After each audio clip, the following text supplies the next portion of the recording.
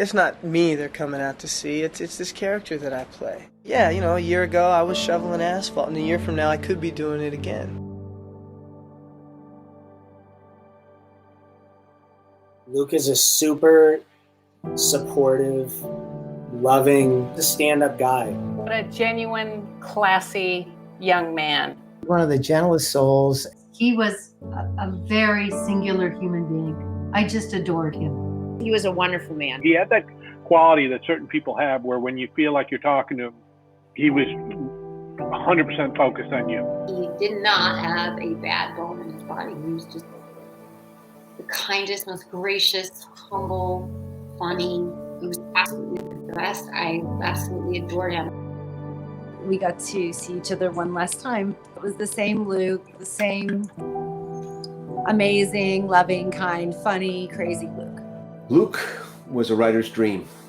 He pushed you to do better, and then he delivered on screen. It was a wonderful collaboration. Luke just wanted to go. He wanted to go. He wanted to act. He wanted to tell this story. He was an artist, and he went for it in that show. It was beautiful. He was beautiful. He loved the work.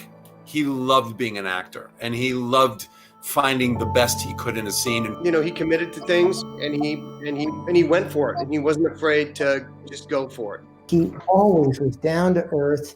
He really was a serious actor. He was just so thoughtful. I mean, everything he did, he really worked on. He thought about.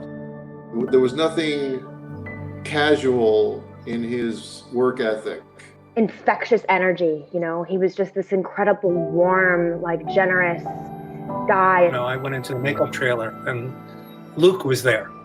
And usually he and I would share some banter, we'd talk, and I could see he was already in the moment. He was already preparing for what was coming up. And I was like, wow, it was really, really amazing. And so I think he inspired everybody around him. Luke was in the moment with every moment he played. He was living and breathing this, wanting it to be something that we'd be talking about 30 years later, and he made it so. He was a really, really good actor, but being an actor, I don't think was the be-all and end-all of his life. He was a good man. I asked him something like, well, so, what are you going to do with all this money you're making? And he said, I'm going to buy my dad a truck. Oh my God, this kid, he's so grounded.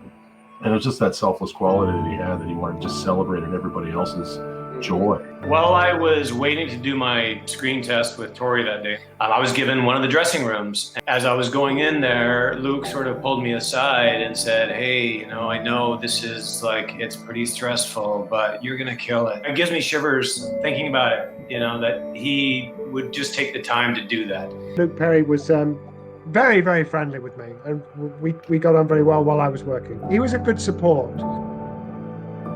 Luke, knowing his background, to be who he was, and to be as humble and kind and generous was astounding. You say his name and I tear up. He was just an incredible human being.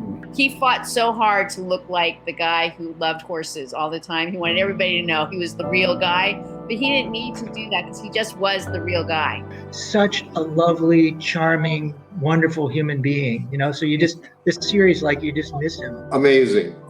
He was amazing. I know he is deeply missed by so many. He's missed. He was a really special guy. People that got a chance to know him, they're lucky. He wore his heart on his sleeve, and he was a warm, kind, loving guy. He had it all. He was a miracle of a person. When my time here is up, I don't want to look back and see that I didn't do anything. And by that I mean I didn't have any effect on anything else. I see a lot of people that let their life happen to them, and I want to happen to my life. I don't want my life to happen to me.